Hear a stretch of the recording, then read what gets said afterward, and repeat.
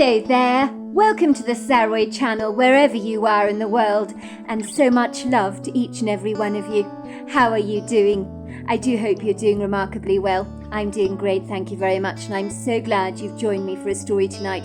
So before we get started, don't forget to subscribe to the channel, click the notification bell and the thumbs up, and let's get started with tonight's story. Dear Sarah, and all your lovely listeners, the sky was a smouldering grey colour. It had darkened in mere moments, almost as if it had forgotten the time of day it actually was, and hurriedly fast-forwarded itself to early evening, when in reality it was only 1:20 in the afternoon.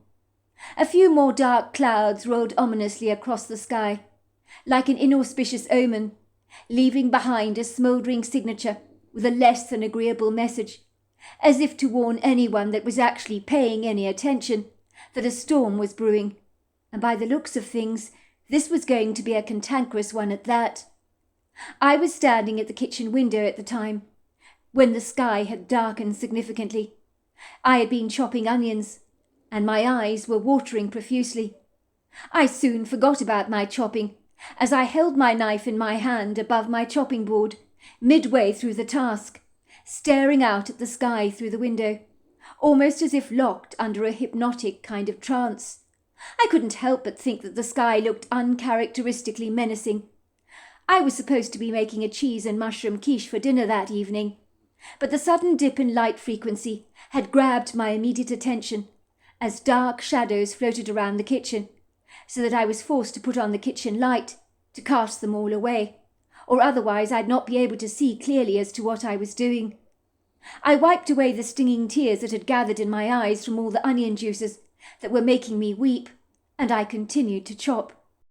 I kept surreptitiously glancing out of the window that overlooked the front yard, the pavement, and the street beyond. I heard the crows cawing loudly.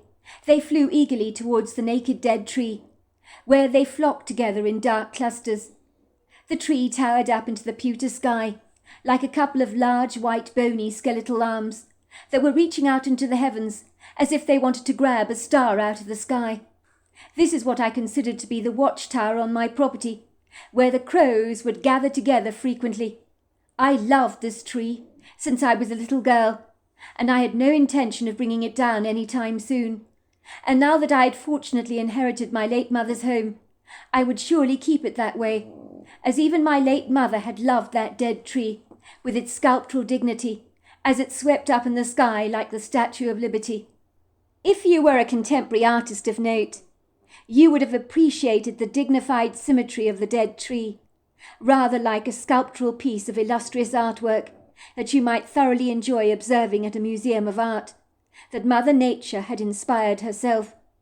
The crows always gave me due warning as to when it would rain, or if a storm was on the horizon, as their behaviour was more reliable than the notoriously fickle Spokane weather reports that could never be trusted to be relied upon, unless you wanted to find yourself caught up in the rain. Let's not kid, Washington state weather was like an unfaithful mistress that would always let you down, misbehaving with her flailing promises, as faithfulness was not her middle name.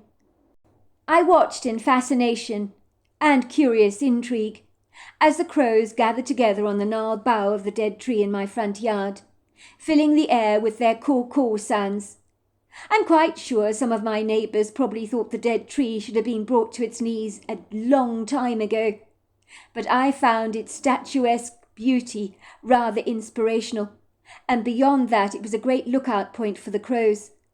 I could see them flapping around uneasily as they settled down on the branches, and although some people see crows as a symbol of impending doom, I had always loved the birds.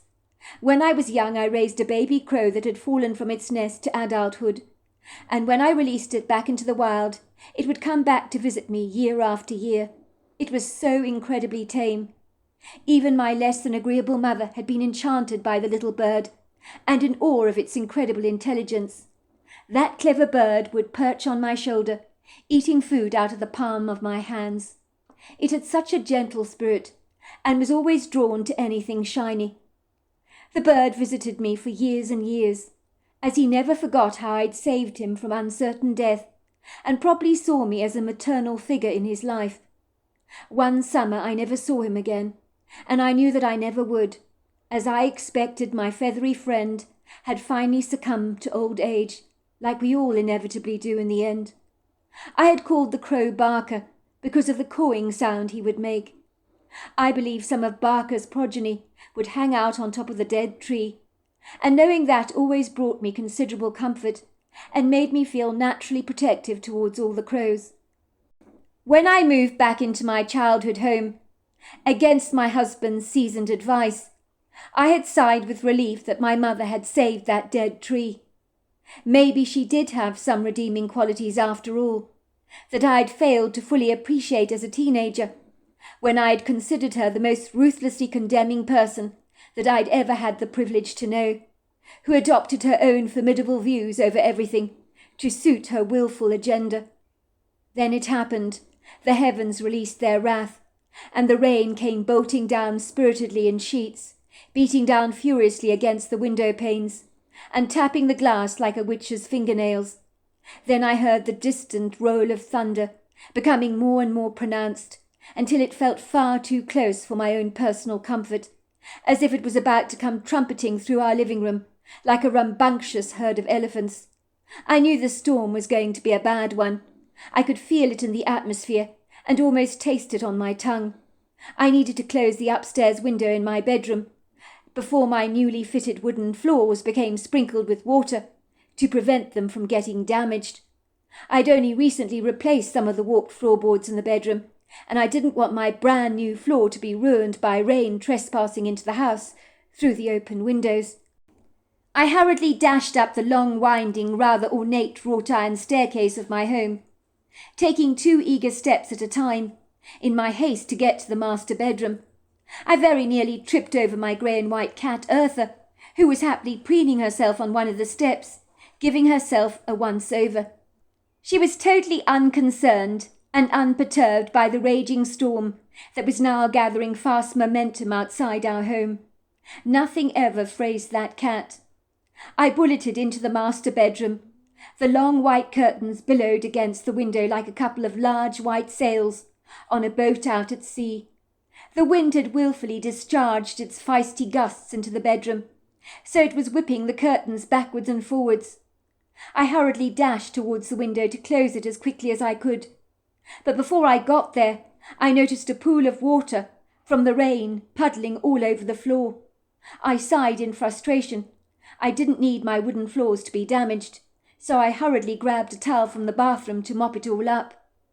I jumped out of my skin as a huge, intrusive clapping sound of thunder walloped through the sky, with a thunderous, mighty crash that was so loud the sound went right through me. This was followed by the bright light from a formidable flash of lightning that lit up my entire bedroom like a powerful camera flash. The forceful sound from the claps of thunder startled me, leaving me trembling in my boots, as the sound almost left my ears ringing. I hurriedly pulled back the curtains that were squeaking loudly. I closed the window behind me, and then a sudden movement from the front yard in my peripheral vision caught my immediate attention, and my blood turned to ice. It was him again! Why wouldn't he leave me alone? Who was he? I saw the ambiguous figure sporting a black umbrella, standing on the edge of our front yard, facing away from the street. The head was clandestinely, as always, covered in a black hoodie, so I had no way of being able to discern who this person actually was. The grim figure stood there staring right up at me. I couldn't see whether the person in question was male or female, as the dark, loose-fitting clothes they sported made them appear ambiguously vague, and it didn't help that they were wearing a hoodie all the time. But I suspected the figure was that of a man, given he appeared reasonably tall and seemed to have large shoulders. Whoever they were, I reasoned they could be anyone, but more to the point, they had been watching me, and had been doing so since I'd moved into Silver Lake's house. Furthermore, if that wasn't bad enough, I had been receiving hostile notes dropped through the letterbox addressed personally to me. These notes were written in capital letters in black Sharpie, on a pink cardboard background containing horrible messages like, "I'm watching you. I'll make you pay for what you did. And when you look out of the window on a lonely night, I will be there watching you." Then there were other messages like, "Revenge is a dish best served cold, and you're going to freeze." And finally, "I know your dirty secret.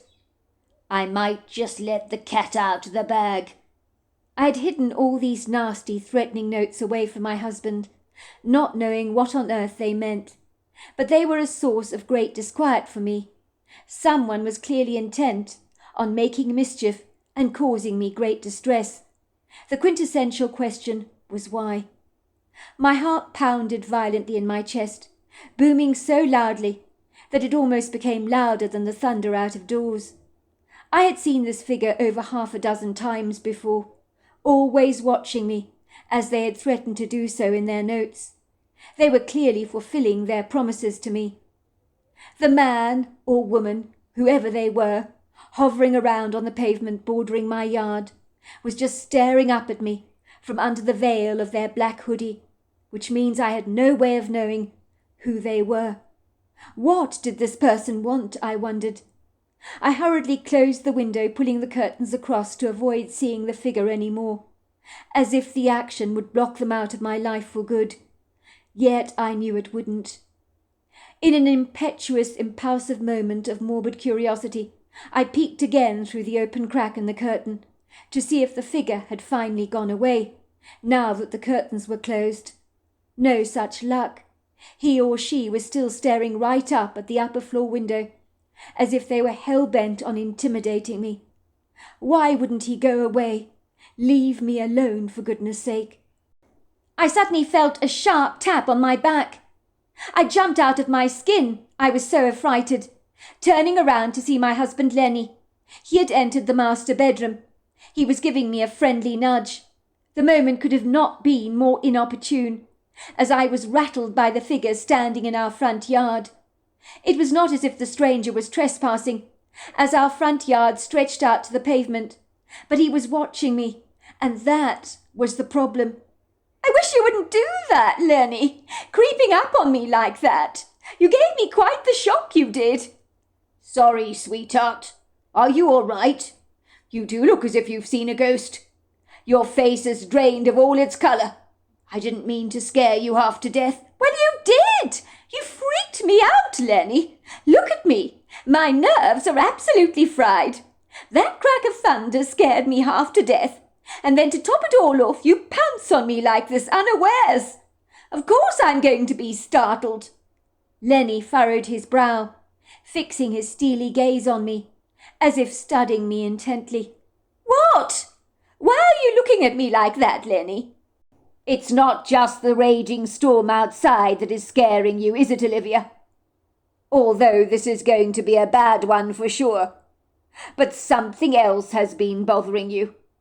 Ever since we've moved here to the Silver Lakes house, you've become so jittery. You keep looking over your shoulders, almost as if you think someone's going to pounce on you. You've become very skittish of late. I'm worried about you, sweetheart. You're not your usual happy-go-lucky self." I could feel myself going immediately defensive. As heat rose up my arms, neck and face, I began to flush. My skin was burning and growing a bright red colour. My husband could never be allowed to know about the figure that was stalking me and the nasty notes that had been delivered for me in the letterbox. "What are you talking about, Lenny?" I snapped, glaring at him furiously, almost as if daring him to say something that he might possibly regret. My husband shifted uncomfortably in his very stylish caramel loafers that always looked rather trendy on his feet. My husband looked good in everything he wore. He was a handsome man who had no comprehension of how attractive he actually was. He had those surfer looks, blonde hair spilling down to his shoulders, piercing blue eyes, and golden sun-kissed skin. But what I liked about him the most was he had no idea how good-looking he was. He tapped one of his shoes apprehensively on our wooden floor. I could see his jaw tightening as if he was wondering whether he should say what was playing on his mind or not. He could sense by my warning tone of voice that I might be reactive to whatever he was going to say, and Lenny hated confrontations and arguments of any kind that would wantonly steal the peace in our household. "Go on, say it, Lenny. What's on your mind? You might as well say it because I know you want to." "It's just, sweetie, since we moved here to the Silver Lakes house, belonging to your late mother, you've been a little on edge. Actually, if the truth be told, that's an understatement. You've been a lot on edge. I did warn you many, many times that moving back to your childhood home might not be a very good, auspicious idea in the long term, especially given some of your unfortunate childhood memories you had living here with your formidable no-nonsense mother." "And what's that supposed to mean, Lenny? Spill it out, will you? Tell me what you mean." Lenny drew in a deep breath. "Well, you and your mother had a volatile relationship at the best of times, especially when you were a teenager. It makes no sense to me that you want to live in a home where you and your mother were at loggerheads with each other all the time. Surely living here brings back some of those less than rosy memories for you. Is it any wonder you feel unsettled living here? You're probably being permanently reminded of her all the time. Think about it. You never visited your mother when she was dying, did you? There was no love lost between the two of you. So why would you want to live in your mother's old home? It beats me. It really does. I just don't get it. Try and make me understand, love, because I'm finding it incredibly hard to do so." "I love my childhood home, Lenny. I've told you that multiple times. And I did not know my mother was dying, Lenny. Don't you remember, or have you conveniently forgotten all about that? My mother left me a message to say she needed to speak to me. I ignored her message. I didn't want to talk to her. I had nothing to say. If I'd known she was dying, of course I would have visited her. Don't you think I regret not saying my goodbyes to her? It might have been an opportunity to mend our differences. Not that I think that would have ever been possible. I'm sure even in death my mother was probably as cantankerously disagreeable as ever. I doubt her cancer diagnosis changed her at all. She was always a very bitter woman, especially after my father died." "I am sure you have your regrets, sweetie. We all do. I just assumed you would sell this place after you inherited it in your mother's will. I think your childhood home carries too many ghosts from the past. And in your case, some of those ghosts are going to cause great upset, which means that living here long term might be something you should seriously reconsider. And I don't say that lightly, love. I truly think a new start somewhere fresh might be a very good idea, don't you? We don't have to move back to Nova Scotia. We could if you wanted to, of course. But Washington is a big place. There are lots of lovely places we could live. We could move somewhere else in the area. But I really think we should sell your childhood home. I really do." "I'm not going to reconsider anything, Lenny. I love Silver Lakes, and I'm definitely not selling her. I've put my blood, sweat and tears into fixing this place up, painstakingly bringing her back to her original condition. It took me weeks to clear out my mother's rubbish, with your help, of course. I know you've gone to a great deal of trouble fixing this place up, and you've done a sterling job. But it doesn't mean you should keep Silver Lakes. You're under no obligation to do so." "But I love Silver Lakes, and I'm not going to abandon her. Yes, my mother was a difficult, petulant woman. But it was only when I was a teenager that things went badly awry between us. Believe it or not, I still have some happy memories of my childhood spent in this home, especially when my father was alive. Regretfully, after he died, my mother changed. That's when she became so abrasive and thorny towards me, and when I could do nothing right. But before that, things were actually good between us." "I know all that, love. You've told me often enough. But it's just, Olivia, you're not yourself at the moment. It's like you're not as happy as you used to be as a person. It's like you're fading away before my eyes, sweetie." I can't remember the last time I actually saw you smiling. And do you know, smiling reveals a lot about a person's health. When a person is unhappy, they're unhealthy. And everything's gone sadly downhill since we moved here. You aren't eating terribly much. Another sign of your being unhappy. You look rail thin these days because you fail to eat. You toss and turn at night, unable to get to sleep. You seem on edge all the time. That's no way to have to live. Selling this place is just not going to happen, Lenny. I'm sorry it's not, I snapped. Don't you get it? Silver Lakes has been in my father's side of the family for 3 generations now. It's a stunningly beautiful home. I'm never going to sell it. Who said I'm not happy here? I didn't say that, did I? You didn't say you weren't happy here, but I can tell you're not happy, Olivia. I've known you for a long time, and I think the very reason you want to keep this house is out of loyalty to your father. But I'm quite sure that your father would not be happy for you to keep this place if you were unhappy in doing so. For your information, Lenny, I couldn't be happier living in my old childhood home. And yes, I do feel close to my father here. I'm glad you feel close to your dad, love. There is no doubt this is a beautiful home, sweetie. But that's all thanks to you. The way your mother Prudence left this place was absolutely shocking, and I mean shocking. How could she live in this house when she was dying of cancer is beyond me. We could barely get into the house. There was so much clutter lying all over the place, clogging up the doorways, obstructing the stairs. Old newspapers piled up high like the Leaning Tower of Pisa. Landmines of plastic bags full of items your mother would never get to use. She collected old pizza boxes she'd bought over the years, and empty shampoo bottles that she preserved in plastic bags. I mean, who does that? You sifted through all of your mother's junk, threw bucket loads of the stuff away, fixed this place up magnificently. But I thought you were only doing this with an end goal in mind, of ultimately selling this place to get the best possible price for it. I had absolutely no idea. Your ulterior motive was actually to move in here permanently. And when we did, well, I have to admit I felt a bit like a fish out of water. Even for me, it didn't feel right living in your old childhood home. And it still doesn't. I'm not sure coming back here to Silver Lakes was a good idea, love. I definitely have seen a very discernible change in your mood since we moved in. What are you saying, Lenny? Is this your subtle way of telling me you don't like my mother's house? You prefer something infinitely more modern, is that it? I should have guessed. You like the minimal look, don't you? Lenny frowned. Why do you always do that, Olivia? Putting words in my mouth that don't belong. Did I say that? No, I didn't. I did not say I didn't like your late mother's home.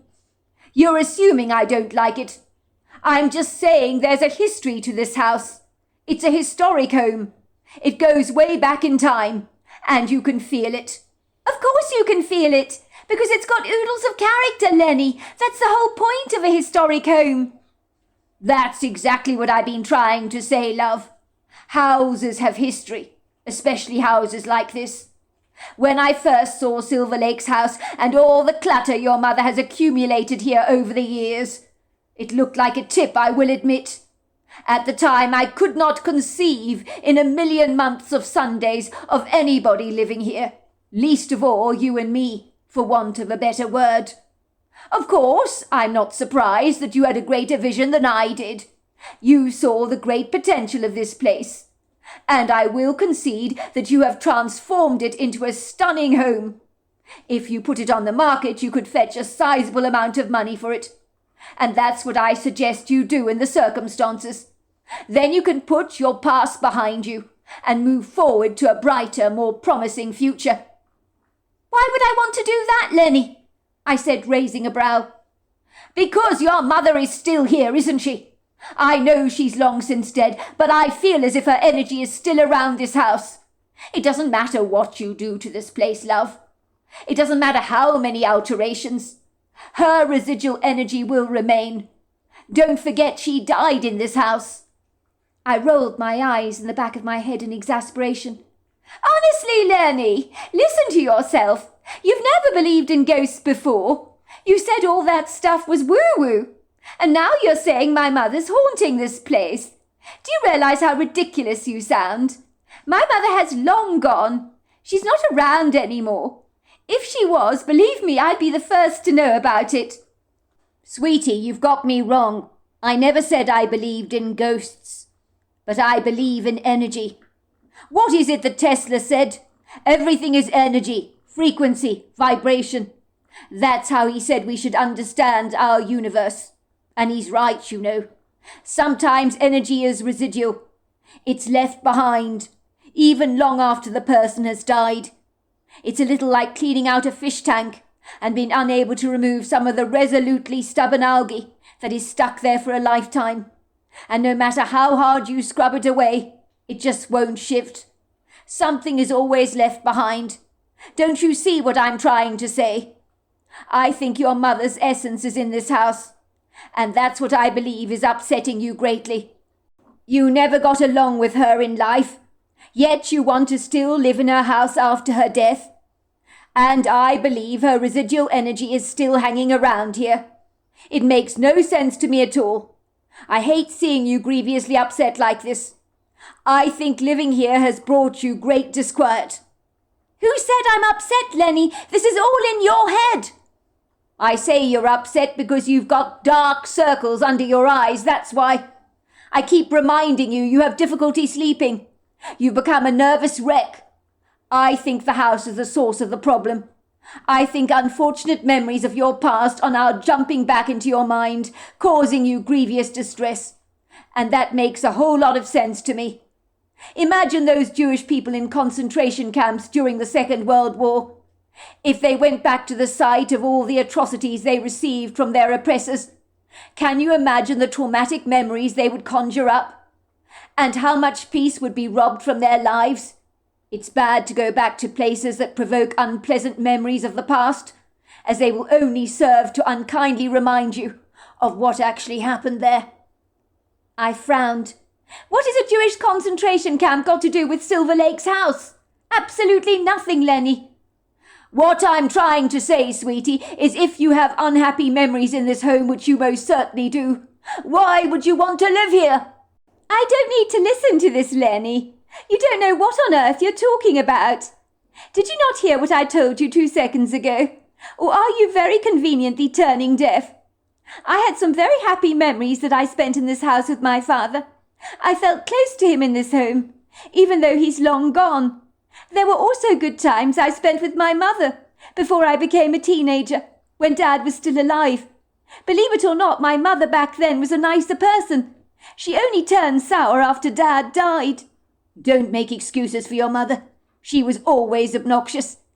Think about it, Lenny. It couldn't have been easy for her coming home that day, to find my poor father lying dead on the kitchen floor, in a crumpled heap, with his face so puffy she barely recognized him. She knew then what had happened. My dad had an acute allergic reaction to peanuts and was unable to call for help, as it came on so fast. And for some reason his EpiPen failed to work. I think my mother never forgave herself when she discovered the cereal he'd had for breakfast that morning was contaminated with peanuts. It was a very horrible way to die, my husband agreed. But your mother got a lot of compensation from the cereal company, did she not? I know, but that's only money, Lenny. She lost my father. He meant the world to her. She was never the same after he died. She became very aggrieved towards me. I suppose I can't blame her in the circumstances. It was when I was a teenager that I found I could do nothing right as far as she was concerned. She loved nothing better than putting her claws into me. She blamed me inadvertently for my father's death. You see, I was the one that wanted that box of cereal. I'd been to a friend's house, so I said, "Mummy, please will you buy the cereal because it's so yummy. I had it at Sophie's house." And she said to me, "No, you're not going to have this cereal. There's far too much sugar in it and it's unhealthy." And I said to her, "Please, Mummy, please, just as a treat." Well, she put her foot down, but I begged her to buy it, and eventually she relented. And I have to say, She put the cereal in the trolley and bought it.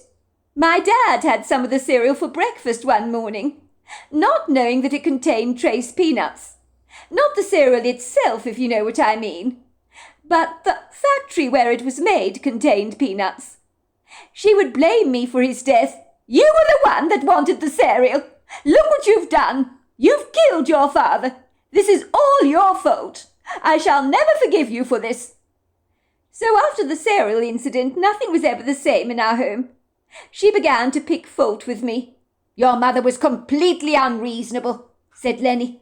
She didn't have to buy the cereal, did she? She should have checked the warning on the package that said that the cereal was made in a factory where there were peanuts. At the very least, she should have warned your father not to eat that packet of cereal. But she did nothing of the kind. As far as I'm concerned, she was the one at fault. She was irresponsible. You were only a child. How could she possibly blame you for what happened? Well, she did. And in a manner of speaking, I blamed myself as well, because I realized, had it not been for me, that my father would not have died. This was not your fault, sweetheart. You need to get that thought out of your head. You see what I mean by unpleasant memories going around in your head? If you've changed your mind about living here at Silver Lakes, I would quite understand, love. If you need to put this place on the market, sell up and move away, I would be the first to encourage you to do that. I think Silver Lakes is stirring up memories from your past. That's why you look so out of sorts at the moment. And I think moving away might fix up the problem for you. We want to get a skip back into your step, colour into your cheeks. We could move back to Nova Scotia if you like. My boss did say I could always pick up where I left off if we were to return.